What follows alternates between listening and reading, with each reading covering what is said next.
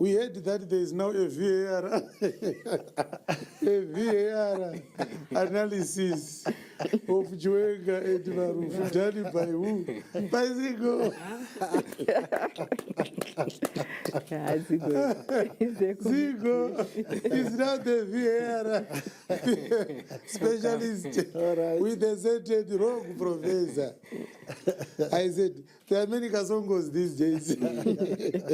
Kasongo Zigo and Kasongo Professor, they are doing VAR over a Kasongo church.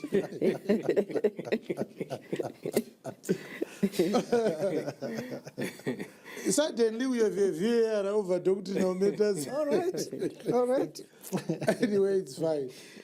Ladies and gentlemen, this is Apostle T.F. Chiwenga coming through with his sarcastic recognition of what we are doing here, the verification, analysis, and revelation VAR podcast. And the moderator, Ndiani, Ndizigo, and the rogue professor. What I assume obvious is Evangelist Marufu and Apostle Chiwenga might be in an unholy matrimony. Because why is it this one was spared? Why Muslim Mokwa?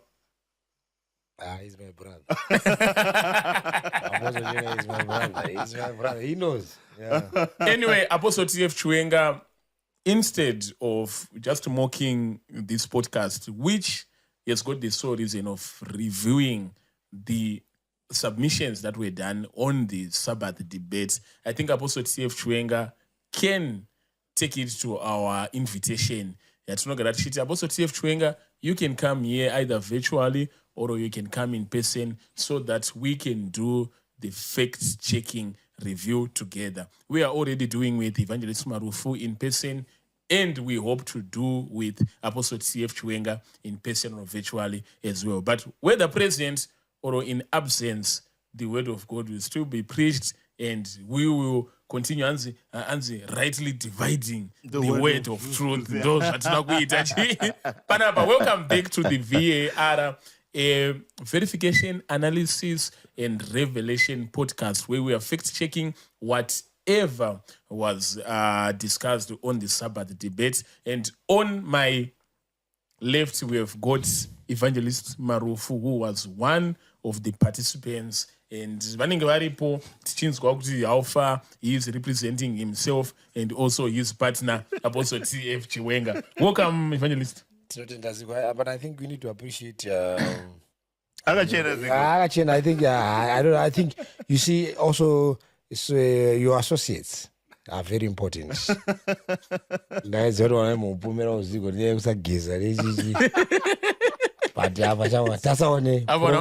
Evangelist. I think we are doing a great work. Honestly. Actually, you guys, you are just wearing clothes. I'm dressed. You see? I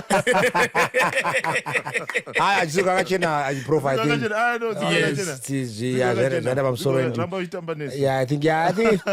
Evangelist Zigo and your day of baptism is coming. It's coming. Get ready for his baptism. I think we are almost there now. The day is drawing nigh. Yeah. And of course, on my right, we've got the professor. Yes, Zigo. Professor Nyaoma. This is the man who is dissecting and doing fact-checking. Here there are no sacred cows. Marufu,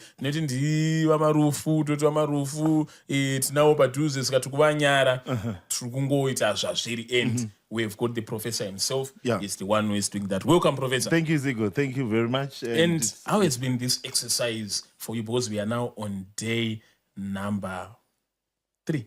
Okay, it's been very, very good. Today I got a call from one of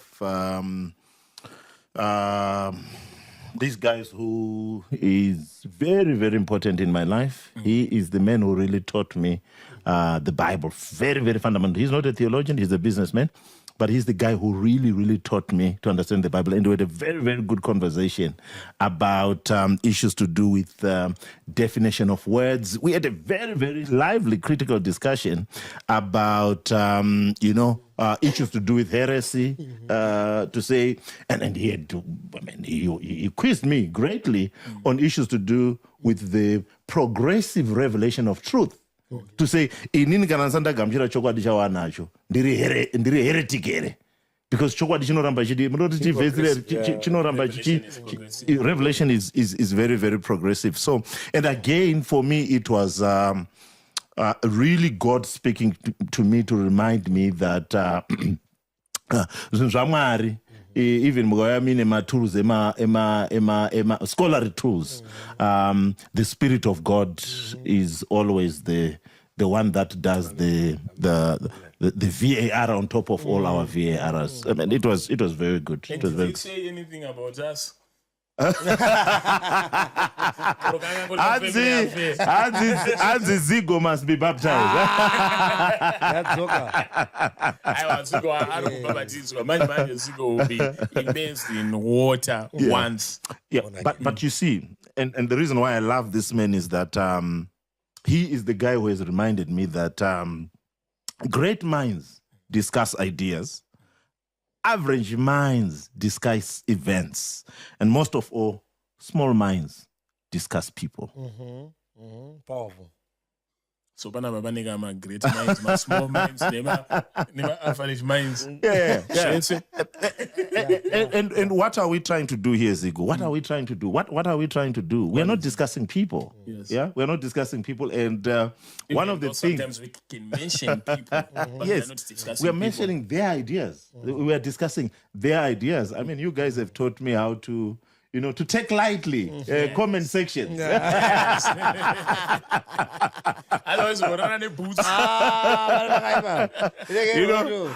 other day we were going through the comment section, and we were literally on the floor laughing and looking at that. So which also means that everyone has something that they can teach you if you listen carefully. And it also speaks about the free environment that is created, where anyone is free either to praise or to criticize whatever is happening. So share this video to as many people as possible. This podcast to target audience yacho ndiye vanhu vasinganzwise bhaibheri, vanhu vanonzwisa bhaibheri, nana muzvinafundo vemabhaibheri. Everyone is welcome. Ukabhaizwa nechirungu chaprofesa unoya pandiri ndochitsanangura, or ungomirira muvhangeri pavanenge wangopindirawo vachitaurawo chi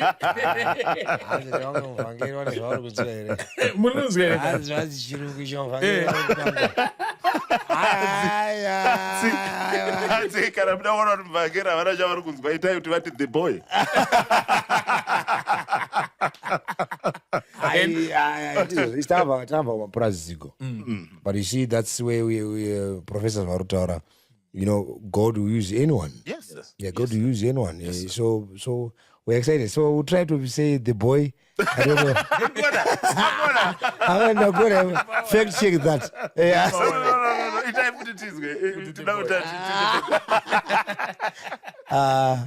Anyway, so what do you want to do right now? Yesterday we were doing a fact check on the submissions by Evangelist Marufu here, and we talked about a lot of issues, particularly now kunzi Jesu. What did he say about the Sabbath, or what did he envision about the Sabbath in the future? But about that, X 17 what did the apostles do on the Sabbath? Tikadatora nyaya yemakoloni ainzana teko ndizvo zvikanganisa zvikanzi vanhu vari even in diaspora, they would keep that tradition alive in them. So right now what we want to do with the professor is we want to look at the other submissions by Apostle T.F. Chiwenga, and we are going to go straight into the videos because this is serious business. Yeah, but before we do that, I wanted us to talk about what we are trying to do here.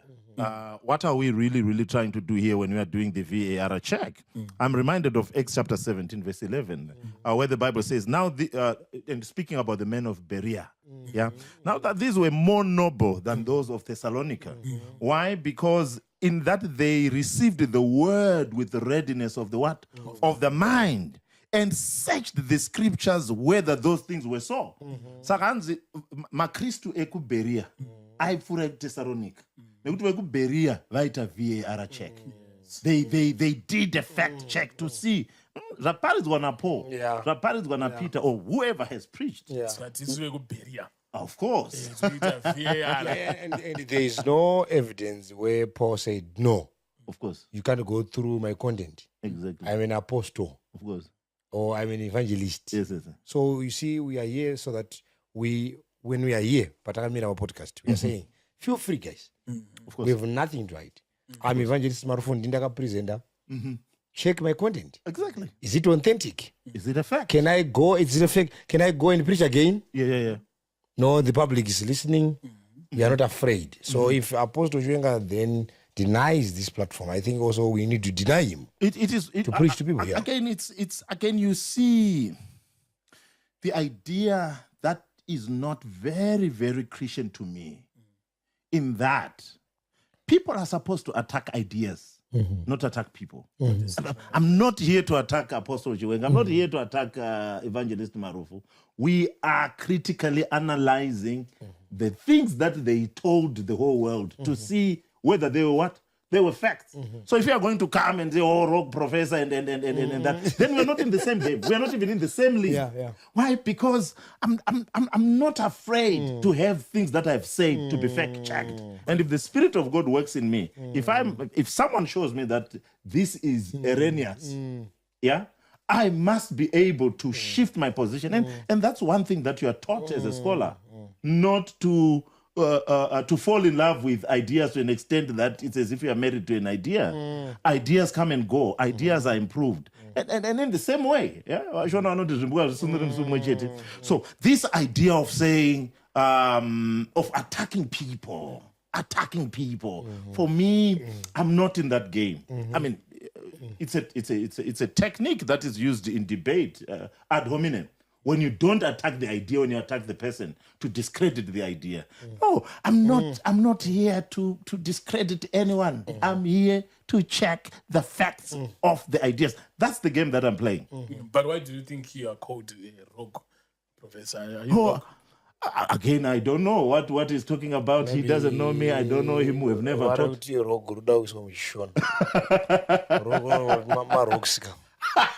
So when someone turns rogue, usually instead of definition, tinongopa example mama tonzwisisa. Kana pane mupurisa angari police force. Mupurisa obva azobuda police force ka.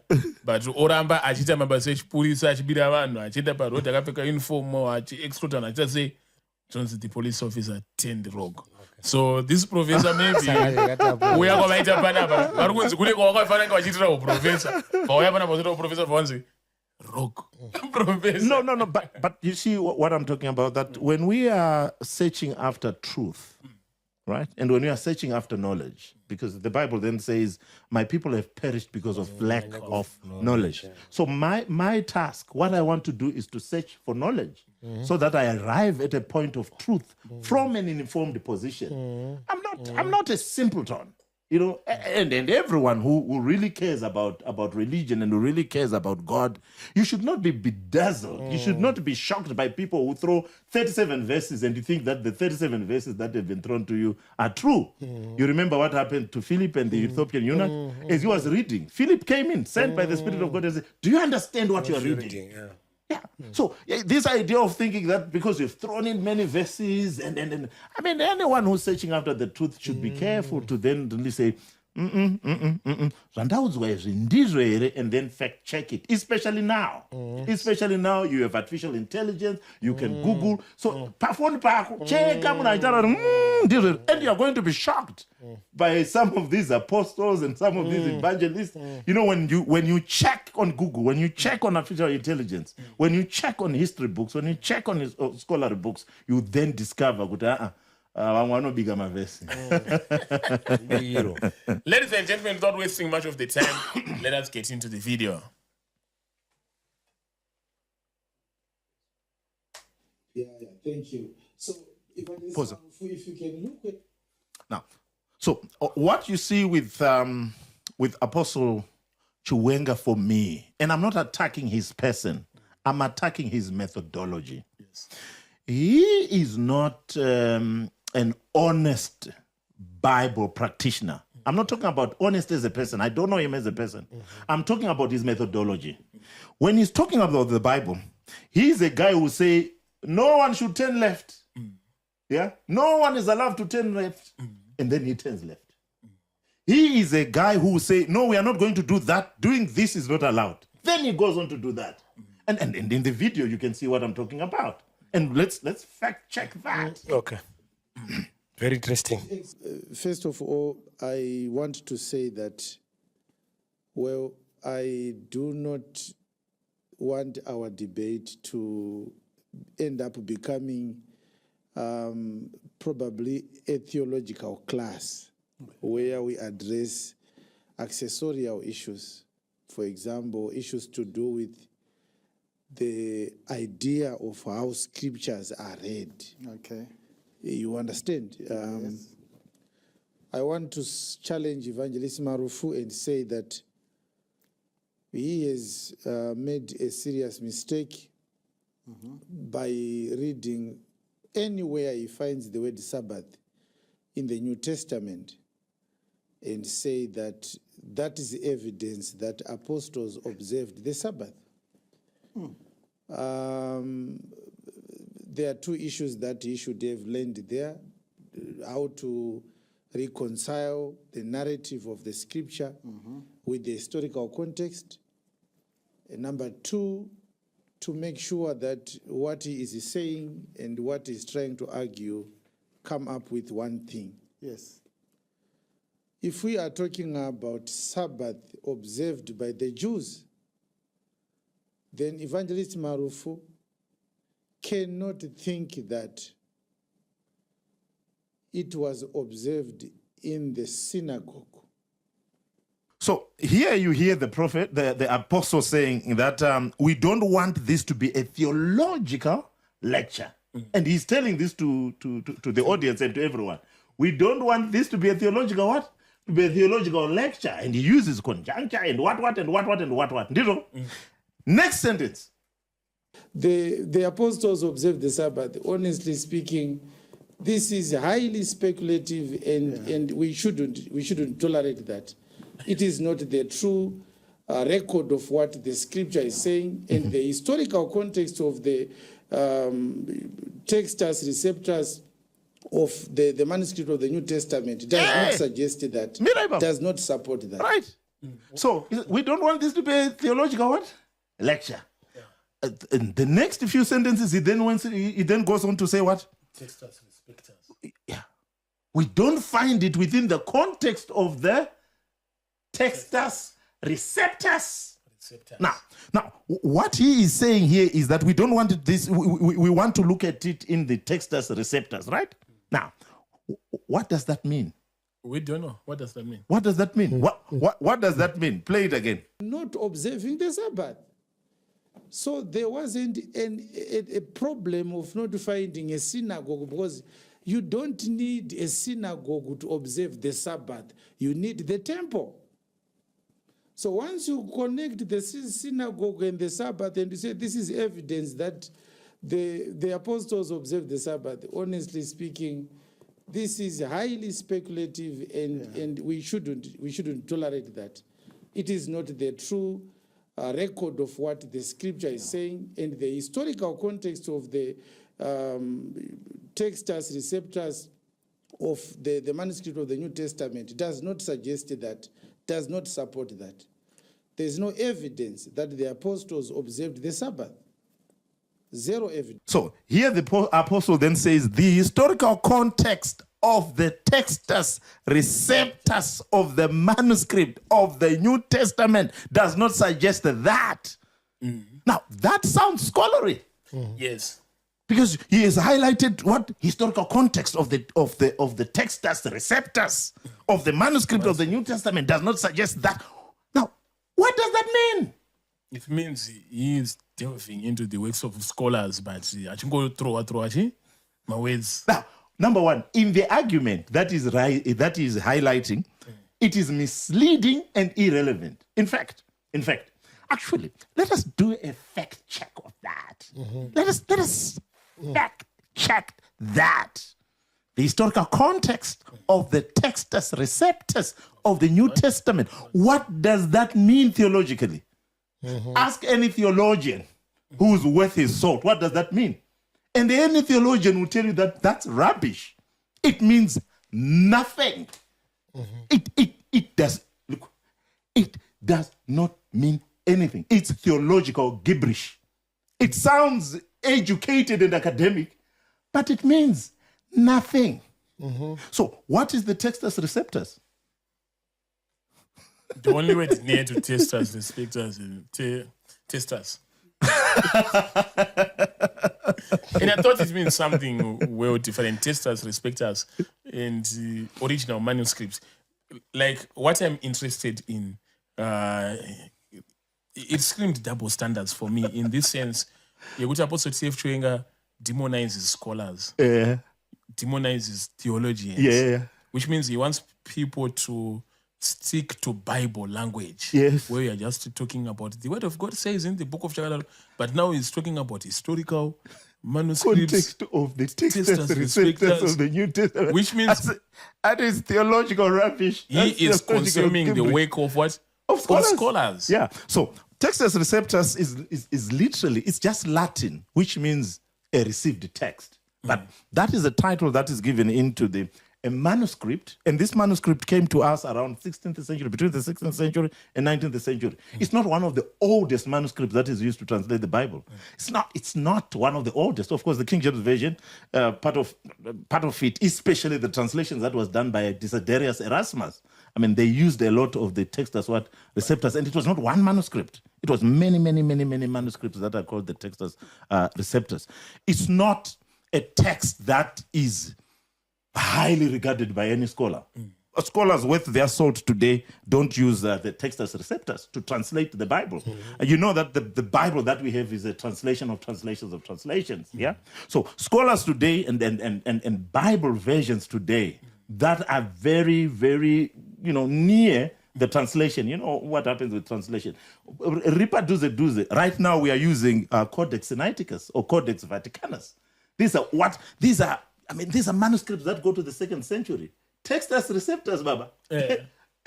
One what opens a grace mashingo.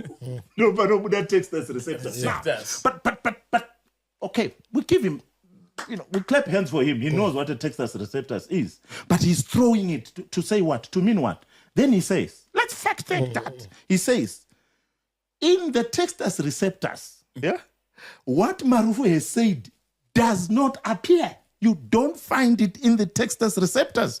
And that is wrong. Okay. In fact, Maveso Sagatarwana Marufu, the manuscript, emphasize Mavesa Marufu, textus receptors. Well, it's kind of manuscript. So, a manuscript now is when Matthew wrote the Gospel of Matthew. Remember, he wrote it as a letter. So did Mark, so did Luke, so did John, so did anyone. They wrote it as a what? As a letter. Now, it was not like our time where after you have finished writing the letter, you have typed it on your computer, you then print it, and then it goes. No, it was not like that. They wrote it after they had written it, and then it was circulated as a letter. Now, but the original letters were lost. We don't have them, right? So what we have are copies of copies of copies of copies of copies of copies of copies of copies, right? Now, so these copies of copies of copies of copies that we have are what is called now the manuscripts. And we have many manuscripts, especially when you look at the New Testament, we have actually about 5,800 to be precise, 5,800 manuscripts, which means you have more than 5,800 copies of copies of copies of copies of copies of a text. Are they identical? Right. Yeah, they are identical, but you see they are also what we call variants. Yeah, variants. Now, by variants, we are saying that but the context is not very different. Yeah. And then there are some that are very where you don't find similarities. So, for example, when you go to Mark chapter 16, right? You have what we call the long ending and the shorter ending of Mark. One manuscript, after verse 16, after verse 9, Mark chapter 16. Now, what is that? It means that the version that the Bible is using, or the Bible version, the manuscripts that they are translating from, has this shorter ending, and this one has used longer ending. So because of this variance, there are people who have gone in with conspiracy theories to say, no, it's not like that. It's just using the different versions. So now, what we then call parent text are older. Okay. Yeah. So if you write a letter, and this letter is then copied, and is then copied, is then copied, and it is then copied and copied and copied. Yeah. But this letter, you wrote it in the year 2000. Yeah. And then my copies at knows one, my copies are 2035. My copies are nengari I know ruba, right? Anengari close to what you wrote. My copies are nengari notices are primitive. Okay. So you can only write something 2000, right? My copies are closest to what you wrote. It cannot be 2035. Yeah. Right. So can I talk about the text as receptors in an apostle man? Yeah. Do 2035.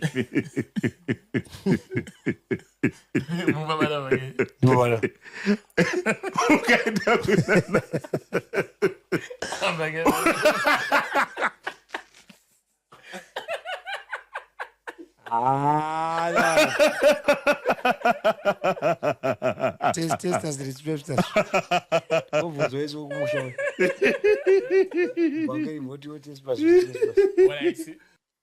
There is a manuscript that is called the what?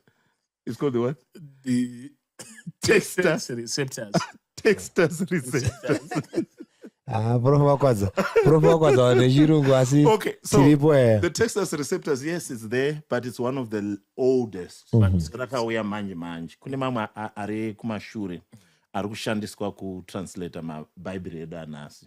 Vakaita sana Codex Sinaiticus, Codex Vaticanus, ndo ari kushandiswa because Textus receptors, it was But I'm sort of David. now, so briefly. Yeah. And you see Textus receptors. Receptors. It's the oldest. I think but no. It's like it's not the oldest. Yeah. It's later. Ndora ndachiti rakazoona tsobuya compilation yacho yatina ema version acho is between 16th century to 19th century. Yeah. What Right? if kukauya rimwe later? Does it alter the Bible zvariri as we know it today? No, it doesn't. You'll find something that happened around the 40s where they found what they called the Dead Sea Scrolls, where we got one of the full manuscripts of the book of Isaiah. And despite the book of Isaiah being found within two texts, one that is called the Masoretic text and the other which is called the Septuagint. Yeah. But when you look at what was found in the Dead Sea Scrolls, Dead Sea Scrolls, where we find a full text of the book of Isaiah, of course, with one or two chapters missing, it was exactly the same as the book of Isaiah that we have now. Yeah. So what you then find, what is, and this falls in what we call textual criticism. It's just variance, yeah. My variance, pana and, pana the, pana them, pana they, but otherwise the contextual meaning really does not fall far off. And we compare it with 5,800 manuscripts, so we look at the variance within the text. So why do you think that Apostle T.F. Chiwenga used jargon in a sentence? And that's why I was saying that he's not in his methodology in terms of presentation. He's not honest. We don't want this to be theological. Then he goes into say, in the context of the textus receptors of the New Testament manuscripts, that is very, very theological, yeah? But in its theological, it means nothing. It's theological gibberish, yeah? Now, the point that he's trying to highlight also is false. It's not a fact. Because he's trying to, I think I'm not kufundisira Marufu ne theological jargon. Kuti zvataurwa naMarufu atizviwane mu textus what receptors, and I dare challenge the apostle to go and fact check what I'm saying. To say the verses that were highlighted by Marufu, Acts chapter 13, 14 and 44, Acts chapter 16, 13, Acts chapter 17, 2, Acts chapter 18, 4. Do you not find them in the text as receptors, as he said? If he is after truth, he must come and apologize to say, that statement was not factual. That because it's statement not. Was erroneous Yes. and uncalled for. We cannot say it was heretic. Yeah, because not all errors are heresies. Now, and when you look at that in the text as receptors, and this is for you also, Marufu. On Acts chapter 13, 14, do you know where Paul was? He was in Antioch, where they kept the Sabbath. On Acts chapter 16, 13, do you know where Paul was? Again, that's where you saw it. Philippi. And on Acts chapter 17, verse 2, do you know where Paul was? In Thessalonica. And on Acts chapter 18, 4, do you know where Paul was? In Corinth. Okay. So within the Acts of the Apostles, you see Paul going in different colonies where they were spreading the gospel, and in each and every place where he went, he was keeping The Sabbath, yeah. That's profound. fact. So, That's profound. anyone, please go and Google. Please go and Google. Go and use artificial intelligence. Please check if you don't find these verses in the text as receptors. I'll go and throw away my certificates. Yes, the challenge is for those who don't want the professor to be a professor. Yeah. Go and Google. Go and Google. Yeah. So, are we now getting to the next thing? Okay, so he then goes on to say, again, he goes on to say, and the point that he's trying to prove, it makes sense. I hear what he's saying, but he's also being theologically deceptive. I'm not saying he's deceptive, I'm saying his method is theologically deceptive because he goes on and uses a translation without checking it. That's why he raised the issue of Passover. Not Passover, he says this was Easter. He's correct that Easter was a pagan practice that had been practiced 300 years ago. That's correct. That's, Apostle, was a fact. But Easter, not a fact. Do you see what he does? And he is very, very dangerous theologically because he's a guy who uses fiction, facts, and fabrication together. So here, he's correct historically, but in terms of translation, he's wrong. It's not Easter. It's Pascha. It's Passover. So what happened? Now, Easter is a pagan practice. Passover, they were celebrating the independence of the children of Israel when they came out of Egypt. Yeah, that's when they did the Passover. So now I understand where this mistake is, and I think it's an honest mistake, and I don't think that we should be hard on him. Why? Because he's relying on a translation, but he didn't check the translation to say, okay, is it true that this word Easter is really, really the word? And when you go and check within the text, you then find that no, it was not Easter. It's a translation. What it was actually was what? Pascha. Passover. Right? Now, so the next one is, he then goes on to say, and again, this is how some of these religious leaders and popular preachers are dangerous. They are not dangerous because they are feeding people error. They are not dangerous because they are feeding people the truth. The danger with many, many religious preachers is that they mix facts and fiction. So mostly why they do that is because they get excited. They want to say something that will wow the crowd. yes. They are always hungry to say something new. Exactly. They are always playing to the gallery. Yes. Playing to the gallery. Good. Yes. So he then goes on and makes a declaration that Herod was not a Jew. No, he was. Herod was a Jew. Yes. Herod Agrippa the first, the one that is mentioned in Acts. His name does not sound Jewish, but He was. Of course, there is a debate about his lineage, but he was a Jew. At most, I am with the group of scholars that he was coming from what is called Edomia. Yeah, this is where you find, these people, the Edomites. Yeah, from Edom. But publicly, I mean, when you look at his public declaration, he was really, really a Jew in his public declaration. Now, are there people who question him being a Jew? They say that some say, no, he was a pagan inside who was wearing a Jewish gown. Yeah. So you have these two views, but the fact that he was a Jew is historically correct, and that he was living using Jewish principles. Ladies and gentlemen, this is the Professor Nyaoma. Feed an information tiri kuremerwa. Muvhangeri? Totenda prof ne kuparara kwavari kuita nyaya yakakura. I think it was Rika.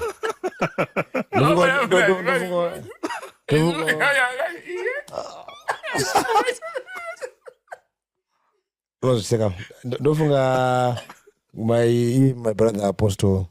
I'm going to 1 point. I think my brother Apostle, I think Arubata Sutoro. So what we want to do, deep call it down to deep. These are matters sometimes which are too high for us to understand. That's why I'm going to teach you because it ain't not happen because it doesn't process but drown in laughter. Again, what you then find in what the apostle has highlighted, again, like I highlighted, you find a mixture of facts and fiction, right? For example, in the clip that we just heard, he highlights, and rightly so, that Abraham was a pagan. Yeah. Again, this is what we call, of course, it is used within New Testament analysis of the historical Jesus. It is called the criterion of embarrassment. When you look at embarrassing things that are done by men of faith, yeah. So when they say Abraham was a pagan, yeah, okay, we don't want Abraham to be pagan. We want him to be a father of what? A father of faith. And there, we must give it to the apostle. He's correct. That's Abraham was a pagan. Oh yes, he was, and that his father Terah. In that his father, because they were coming in from Ur of the Chaldeans, yeah, Ur of the Chaldeans. It was very, very pagan. It was Babylon, Baba. So idea of Babylon is also very, very important in the New Testament, such in Old Testament. I mean, such that when the children of Israel are taken into captivity in Babylon, for them also it was walking through the footprint where their father Abraham had walked, because God then says God takes him out of what. Of the Ur of the Chaldeans. It takes him out of Babylon. It is true. Actually, the Bible also highlights that Baba Abraham Terah, it's there. Those are facts. You cannot contend with facts. Facts are what? Are facts. There, the apostle is not fabricating. Apostle is correct. Those are facts. For the first time since the start of the debate. Oh, for today. I'm joking, of course. Now, then he then goes on to say, the first problem we have with the Sabbath proponents in the New Testament is they mix these things. They say, we are believers, so we observe the Sabbath. Now, there again you see the apostle being the apostle. He then redacts what has been highlighted by the evangelist. He then redacts a whole theological structure of what Adventists believe to say. No, Adventists say they are believers, and because we are believers, we keep the Sabbath. Now, that's an old debate technique, straw man. I mean, you reduce what the person believes, and when you straw man fallacy. When you have reduced it, and then you knock it out, and that is not correct. That is not correct. And you find it also being done by many people. Kunyanya vanhu vanoenda kumachechi, vanhu vanoona kazhinji tinotaura with authority about other people's beliefs, which we don't know about. Now, if you want to know about what Adventists believe, you can talk to the evangelist, or you can go to the books that Adventists have on doctrine of faith. They have, they have a book on their fundamental beliefs. Look at what they believe. Yes. You don't go and redact what Adventists believe. So when you go to what Adventists believe, you see that Adventists don't just believe in the Sabbath because they are believers. They have many reasons why Adventists are believers. So you have to ask now, we are fact-checking the apostles' claims. Now, do Adventists only believe in the Sabbath because they are believers? Where did the apostle got this? What are his sources? Is this a fact? The facts. So let us fact check it. Yes. Don't program it. Check the facts. Yes. Now, why do Adventists keep the Sabbath? What are the reasons of their Sabbath observance? Yeah. Number one, Adventists believe in the Sabbath because for them it is a divine example of creation. That's reason number one. Now, when you go to Adventist belief, you see that they cite Genesis chapter 2, verse 1 to 3. They cite Exodus chapter 20, verse 11. Why are they doing this? They are giving you the theological or the text backing of their belief. So number one, they believe in the Sabbath because it is a memorial of creation.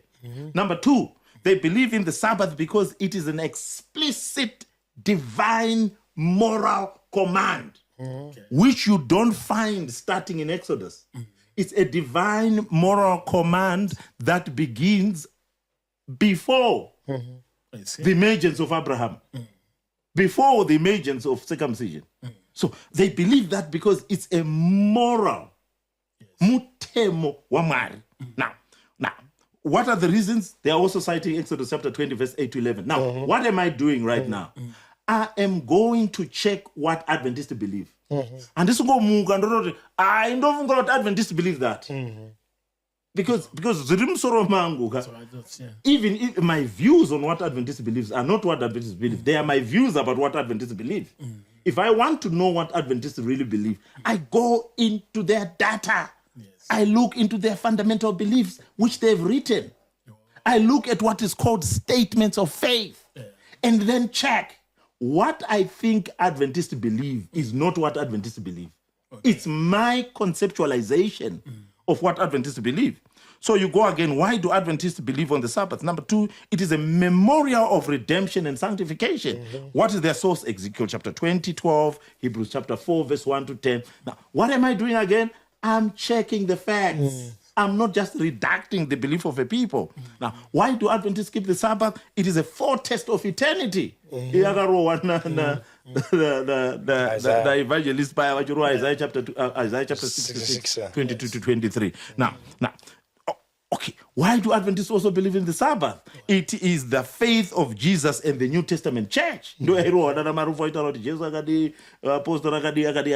These are reasons why Adventists keep the what? The Sabbath. Now, there is no Adventist right now who can come and say, I'm misrepresenting them. Because I'm citing their profession of faith, going into their text, official documents, proclamation of faith, their doctrinal proclamations. I'm checking that and I'm saying, that's what they. If I'm to criticize, I then criticize with the text. I don't just wake up and say, and no one wants that. But you know what? It's not just a mistake that is done by people coming in from different denominations. In fact, many Christians do this a lot. And it's sad in that one was in my apostle. One dog comment about not in my apostle when they don't really understand what my apostle is about. Yeah. So one was Catholic. Do one comment asterisk about what Catholics believe. Catechism.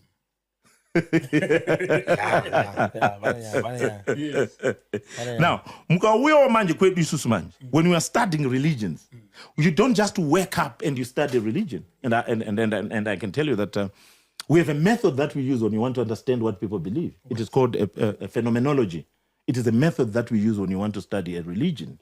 Yeah, and praise the Lord. One of the leading scholars on phenomenology is a Zimbabwean. It's called Professor Ezra Chitando. Yeah. So how do you what do you do when you want to study a religion? If you want to know what Adventists believe, what do you say?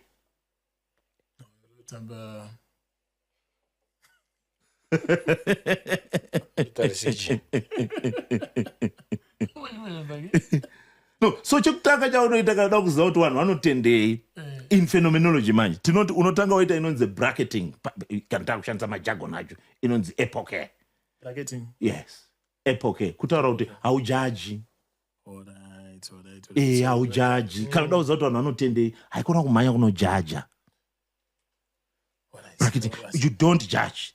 Then number two, you look at the belief system as it is and the belief system as it appears. As it is and as it is, two different things. These are two different things. Why? Because pane difference between chinonzi phenomena and chinonzi nomena. Okay. What's the difference? The difference is phenomena is the thing as it appears. Nomena, the thing as it is. So, okay.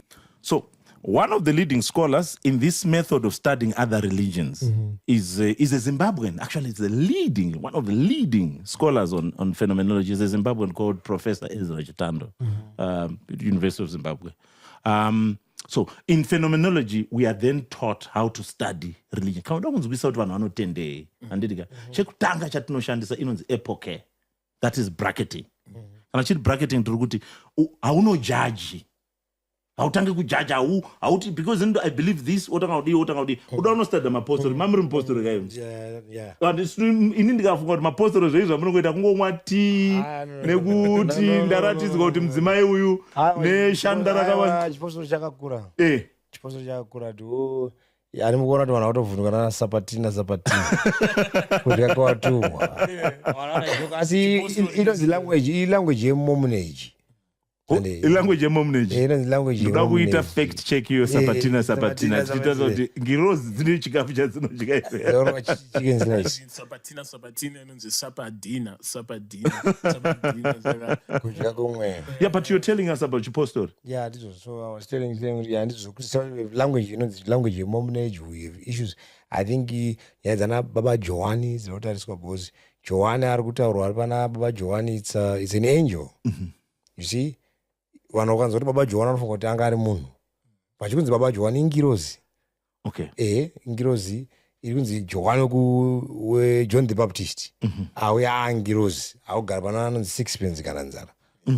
So vanhu vangonzwa kuti tina Baba Joani, then they think kuti maybe this guy akazvarwa kubva apiwa zita kunzi Baba Joani. You're saying it's possible that with my denominational beliefs, I can easily disqualify another denomination because I'm looking at that denomination from my point of view. And this is what many religions do. But it's scholarship. Phenomenology.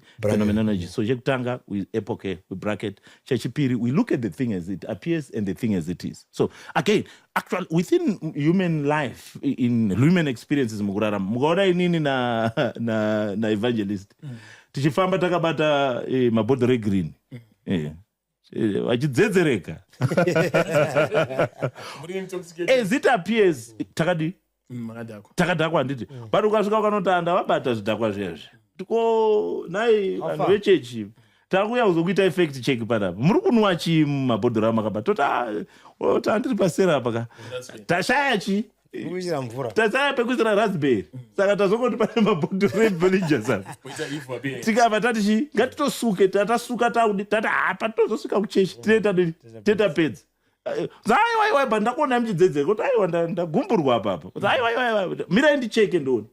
Kuti inwa kuzwe yopo ukanwa manje. Ukaona kuti zveshuwa iraspberry wabva from what? From the thing as it appears to the thing as it is. And this is what is right. Phenomenons, the thing as it appears. As it appears, yeah.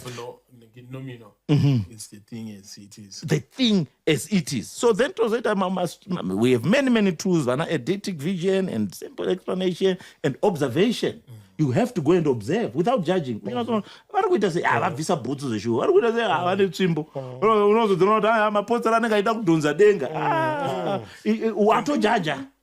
You are just observing. You know, the I mean, I don't judge. And then I don't go about and proclaim what other people believe without really understanding what they believe. And you find this mistake being done. I think it's a battle of churches where people redact other people's beliefs. And you find it, especially in the debate between Evangelist Marufu and Apostle Chiwenga, that there is a lot of redacting what other people believe so that you can dismiss it. Yeah. There's a lot of redacting what other people believe so that you can dismiss it. And that is the same concept that I'm going to finger the SDA church, they it's not possible for anyone to keep the Sabbath in this day. And yet, how do you keep it when someone claims that they are keeping the Sabbath and you redact that opinion or fact or practice? I think it's the same thing that you are Very making. good. Let's fact check that also. Let's fact check that. When he then says, Hakuna munhu akachengeta Sabbath, even in Old Testament, yeah? He goes on into the Old Testament and proclaims that, no one today. And they speak with authority. He speaks with authority. Now, and then he imposes. He says, chinonzi kuchengeta Sabbath. For him, he quotes Numbers chapter 28. Yeah, and then he says, chinonzi kuchengeta Sabbath. You bring in why? Yeah, why modi. But let's fact check that. We need to check that, right? So, and he says, because of that, no one keeps the Sabbath. All right. Right. And then he goes on to say, Israelites did not go to the temple on Sabbath. Right. Now, Let's fix it. let's fact check that. It's true. But then again, it is a classic Apostle Chiwenga move. Fact, fiction. Right? It's a fact. Hakuna wanu waenda ku temple kunamata.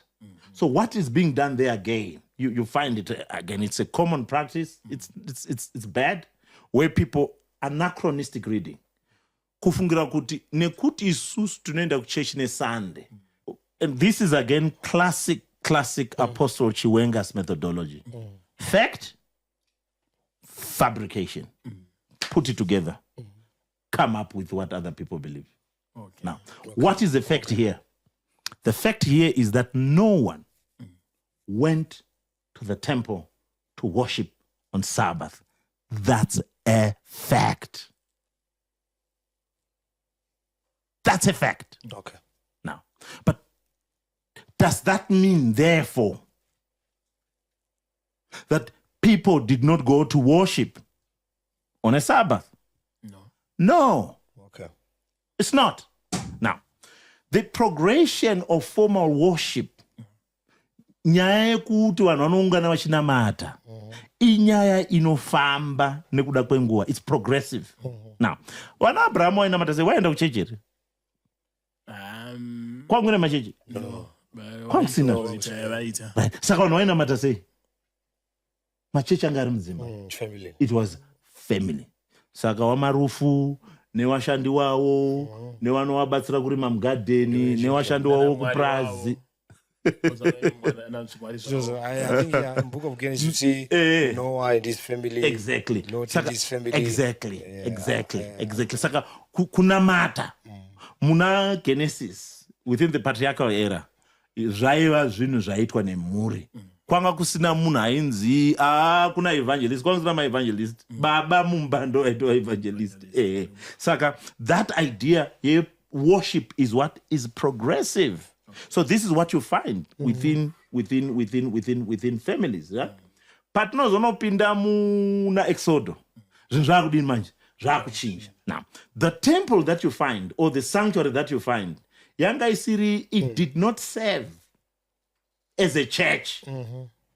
It was a place of national worship where the worship was representational. Takaitaura musuya kuti muprista nesabata vaipira waiina 4 ships, right?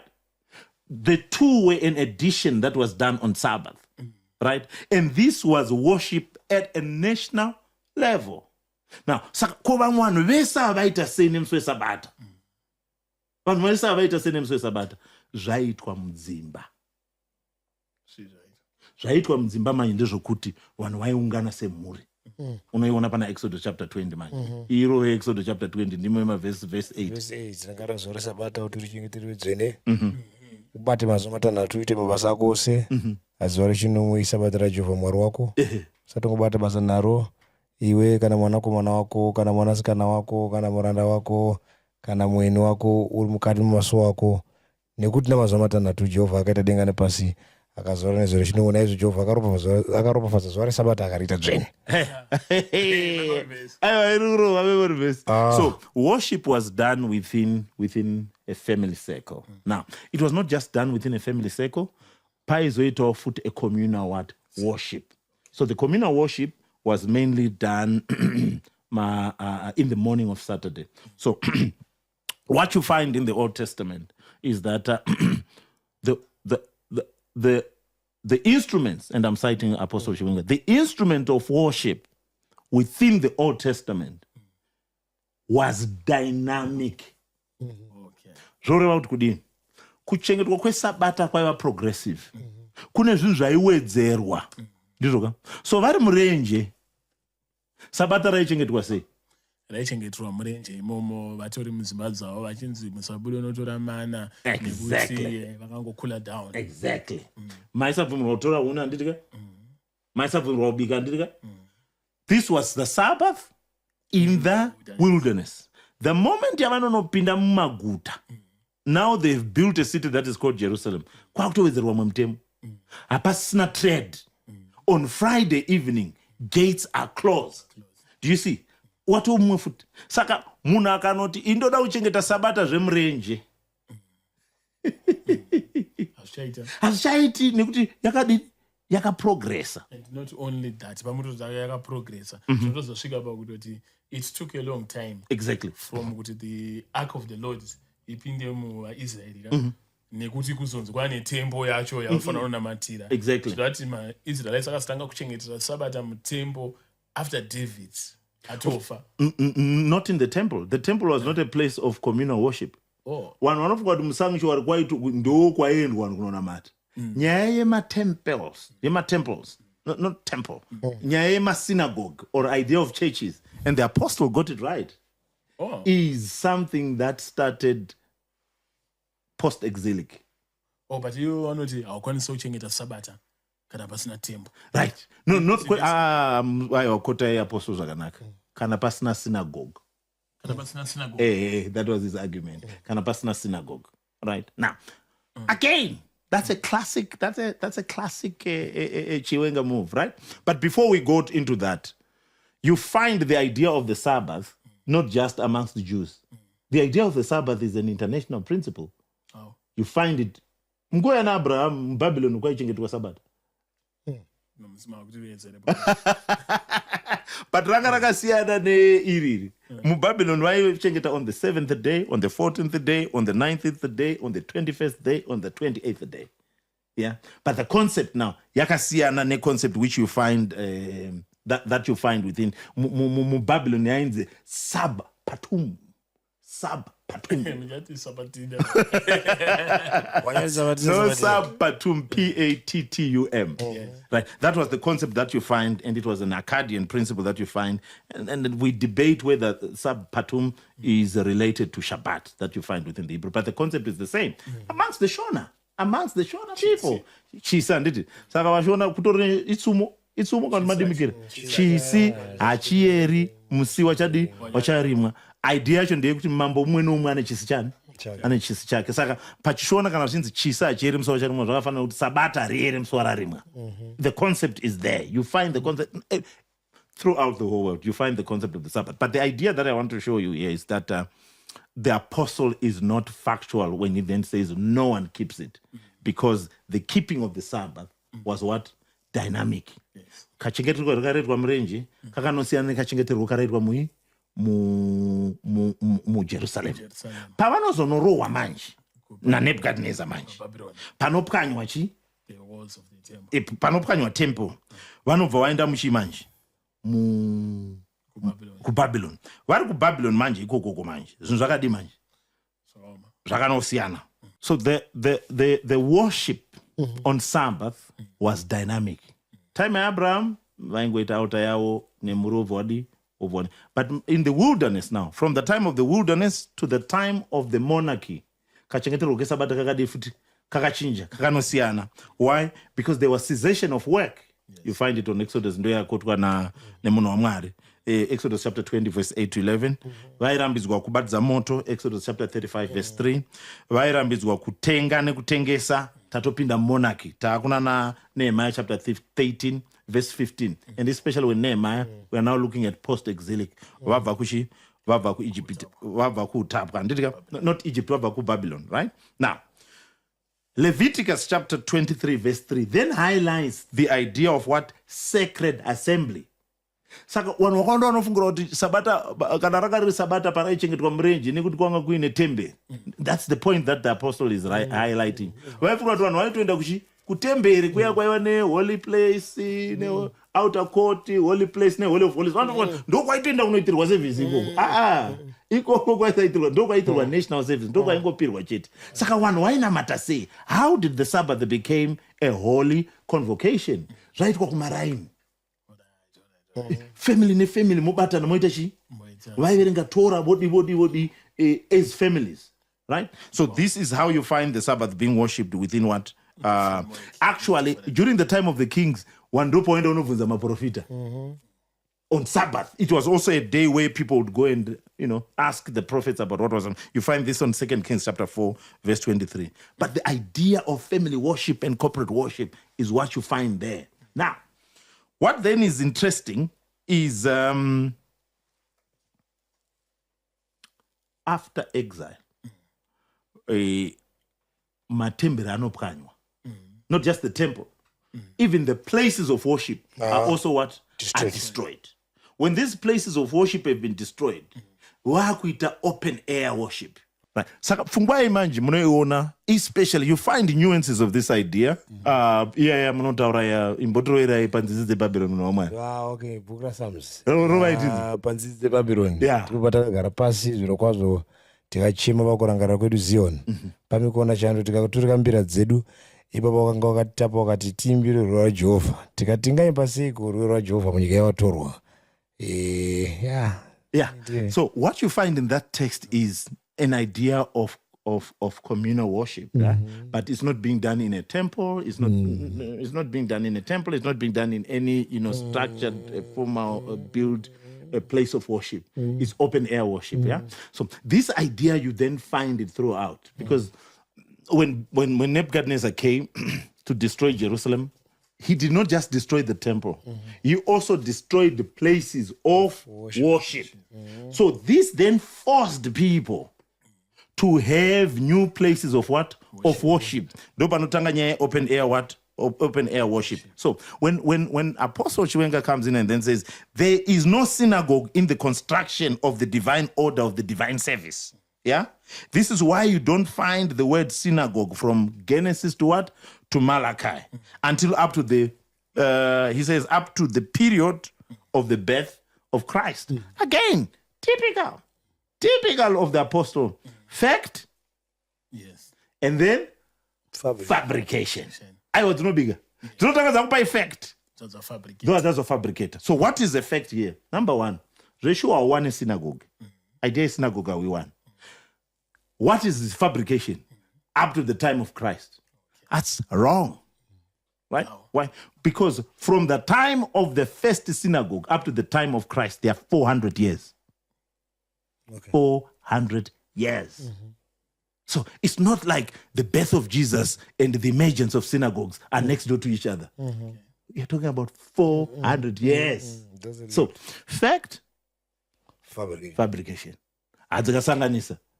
Because ukatanga kuti kubva kuda ningirikini pane 300 years kana pakazofabricatwa, it's easy for you to be what? To be gullible. That is exactly right.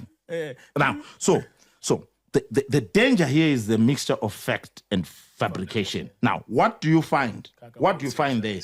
It is not true that synagogues ran along during the time of the emergence of Christ. They are 400 years apart. Now, so idea ma synagogue toiona papi, because vari kuramba pfungwa iri kutaurwa na Evangelist, and he then negates the he does it cleverly. The idea that you don't have synagogues, therefore you didn't have Sabbath worship. Okay, that's wrong. That's wrong. Because what you don't find is synagogues, not the Sabbath. And Sabbath parakatotanga kuchengetwa panga pasina masina. Panga pasina masinagoge. Zvakafanana nekuti hatisati avaka chechi kumuzarabani. Then hakusati kwane chechi. Exactly. That's a classic example. Yeah. So Mutemo Waisate, Sabbath Waisate, remember the synagogue. Why do you remember the what? Sabbath. The Sabbath. Day to keep it holy. Yeah. So the absence of synagogue does not mean absence of Sabbath. Right? Now, again, here is a classic example of Apostle Chiwenga when you're doing fact finding. He also doesn't take time to critically analyze text. Now, so we have two versions of the Old Testament. The Masoretic text, right? And the Septuagint. The Masoretic text, I mean, for a lack of a better word, is like the King James Version of the Hebrew Bible. Right? So, kareko Bible raishandiswa ne majuda. Right? Masoretic text. Iroro Masoretic text iroro rakazotranslatewa manje. Ratranslatiwa into Greek. The Greek version now ndo yakazononzi chimanje the Septuagint. Now, so what you find in the Masoretic text, it's a bit complicated. In the Masoretic text, you don't find the word synagogue. Okay. You find what? Okay. Because synagogue is a Greek word. The Masoretic text is written in what? In Hebrew and part in languages, especially in the book of Daniel. Yeah, you find a bit of Aramaic there, right? Okay. Now, but the Masoretic text is mainly written in what? In Hebrew. Now, in the Hebrew version, they don't use the word synagogue. Okay. They use the word place of worship. Okay. Right. So what you find then within the Hebrew text, the Masoretic text, and what you find within the Greek Septuagint. Septuagint. So what you find is in the Masoretic text on Psalms chapter 74 verse 8, it reads, they banned all the meeting places of God in the land. Saka wari kumaraini kwawo wanga wari kukambuzuma wanga wari kuwadzana wanga wari kupa waiwa nema-local places of worship waiendwa on Sabbath. But panouya na Nebuchadnezzar, they don't just ban the main temple muHarare. Wakapisa nikwese kwainamatirwa nakambuzuma macolonize. They banned everything. Now, when you look at this translation now, ye Masoretic text, takuiona yam Greek Septuagint. Do you want to know what it says? And the Greek Septuagint is coming in the between the 2nd and 3rd century before Christ. Yeah. Do you know what the Greek Septuagint translates? They banned all. Do you know the word that was used? Would you want to guess? No. Synagogues of the Lord. Okay. All right. They banned all the synagogues, which means synagogue. Right. So the idea is, the concept is there. The concept of places of worship is what? Is there. Which is not necessarily the what? The temple. Right? One nzvimbo dzawo dzavanoenda kumasowe. To assembly. Thank you for that word. The assemblies where they would go and worship. When Nebuchadnezzar came, he destroyed all these what? In these assemblies. Now, so when they then went into Babylon now, do you know what happened to the change of the Sabbath? You no longer have the temple. You no longer have the assemblies. You no longer have the assemblies. So how are you going to keep the Sabbath? You no longer have the freedom as well. You no longer have the freedom as well. So the change of the Sabbath also, the worship or the observance of the Sabbath, then also what? It also changed. Okay. Right. Okay. So what then happened is, again, people went back. They started worshiping on the Sabbath in their what? In their homes. Now, so what you find post-exilic, post-exilic? Yes, post-exilic, this is the time after they left Babylon. After Babylon. The worship of on the Sabbath, the observance. The Sabbath. Tichinja foot. Now, yeah, post-exilic inochinja. So zvavaita manje. In fact, In fact, and this is a fact, did you know that the observance of the Sabbath is the ancestor to church going and worship? Nyaya yekuenda kuchurch muri gurumandira mushinonamata chakakonzeresa yakaberekwa nekuchengetwa kwesabata mupost exilic. Now, but what you need to understand, again, we are trying to answer the question, raichengetwa sei sabata, hakuna munhu aichengeta sabata. And we are giving you history to say, no, that's not a fact. People were keeping the Sabbath in different circumstances and in different places according to the social situation that people were going through at that time. So what would happen was that why it Sabbath welcome kugamshirwa kweSabbath, and the preparation yaitora an entire day, especially on a Friday, or not especially, actually on a Friday. Yeah, imba yaicheneswa, maisukwa, kuchairwa. I mean, they clean the house. They would prepare the best food. Yeah, they would prepare the best food. After they would have prepared the best food, vaibika vatu vapedza kubika manje paitwa pachirungu kandoya candlelight dinner. Yeah, vaibva vabatidza macandles, and many times it was two.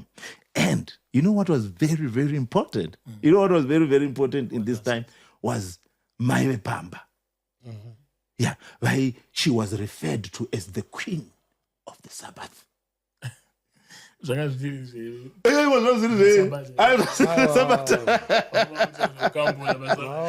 called the Shabbat Queen, yeah, which was the personification of the Sabbath. She was the personification of the what? Of the Sabbath. And they would make sure that they also have what? They would have guests, right? So the family would attend, this was now on Sabbath. So one wife, now, iyi ndo inonakidza manje inonakidza ndoitaura sei inonakidza. Saka maiti kana mapedza kudya zviya pachiJudha, kana mapedza kudya, baba namai maizopinda mimba yemukati kuti mugamuchire Sabata. Muchikambura. You're cruising too nicely, I think. This is going to be continuous. At Peze, Baramba, even it's a fact-checking review after this program, we won't be able to finish. But what we can do is we can stand by and continue the next time that we meet. Thank you, all right. Thanks. Thank you. It was nice to be around here. Ukamura ya Rema Chinda Light. It's not end.